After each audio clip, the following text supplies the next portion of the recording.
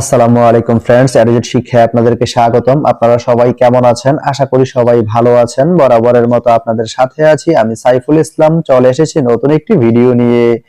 আজকে আমরা জানবো আপনি পাহাড়তলি থেকে নাঙ্গলকোট যেতে কোন কোন ট্রেন রয়েছে, সেই ট্রেনগুলো ছাড়ার নতুন সময়সূচি, বন্ধের দিন এবং গিয়ে পৌঁছতে কতক্ষণ সময় লাগবে, বিস্তারিত।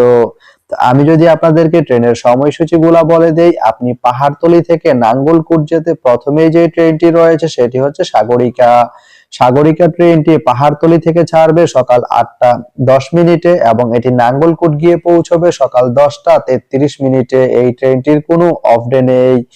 তারপরে রয়েছে কর্ণফুলী। কর্ণফুলী ট্রেনটি পাহাড়তলি থেকে ছাড়বে সকাল 9টা 57 মিনিটে এবং এটি নাঙ্গলকোট গিয়ে পৌঁছবে দুপুর 12টা 8 মিনিটে। এই ট্রেনটির কোনো অফ ডে নেই। তারপরে রয়েছে ময়মনসিংহ মেইল। ময়মনসিংহ মেইল ট্রেনটি পাহাড়তলি থেকে ছাড়বে বিকাল 4টা 35 মিনিটে এবং এটি নাঙ্গলকোট গিয়ে পৌঁছবে রাত 8টা 1 মিনিটে। এই ট্রেনটির কোনো অফ ডে নেই।